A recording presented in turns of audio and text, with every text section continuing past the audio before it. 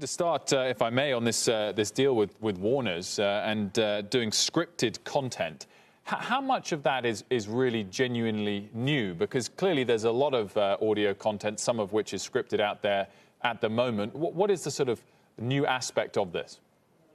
Yeah, I think if you take a step back and say, I mean, for us, it's really about creative expression and allowing as many creative artists to share their talent and share their work on Spotify. And what we've talked about is, our mission statement is to have over 1 million creators live off their art and connect them with over 1 billion consumers globally. And so that's what we're really focused on. And so for us, it's all types of different content, all different types of audio. Our goal is to be the #1 streaming audio player globally. And for us, it means continuing to add exclusive, originals, and differentiated content on the platform. And so scripted content is one. News, sports. Obviously, we've made acquisitions already. We've got licensing deals with some other people. So for us, it's really about just having the most differentiated and unique content we can have on the platform that sort of gets creators' work out there and connects with their consumers. And when it comes to the DC Comics deal, I mean, on one level, you can think of the story to tell there, but on another level, you think of Christopher Nolan's Batman movies, and you think they are very visual shows. They're not audio-based. How will you kind of balance those two competing factors out? Yeah, I think audio is a very unique medium. I think there are different ways that you can express things in audio that you can't in visual. For instance, I think we talked about in the Batman example, being able to hear Batman's inner thoughts and inner monologue.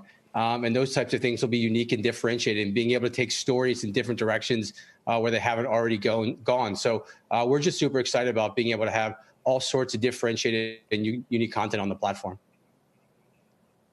I wanted to focus on the big podcast news, obviously, with President Obama and Bruce Springsteen, which is getting a lot of attention. You're clearly spending a fortune on content in podcasts. How are you monetizing it? Yeah, I wouldn't say a fortune. I would say we're trying to be very thoughtful and strategic about what we're spending on content. I think when we look at the content spend for us, it's really about, again, driving engagement on our platform.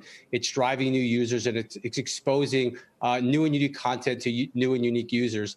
If you actually go back and look about a year and a half ago, we had said that by adding podcasts and that content on the platform, that we felt that they were correlated between podcast growth and engagement on our platform. And over the last year, what we really wanted to prove out is the causality. Like, is there an actual relationship between having this unique and differentiated content on our platform and actually driving increased retention, increased engagement, and most importantly, driving higher lifetime value? And so what we believe we're now able to prove is that by having this differentiated content, we're actually improving and increasing lifetime value for each consumer, our user or subscriber that joins our platform. And so we feel really good about the investment we've made.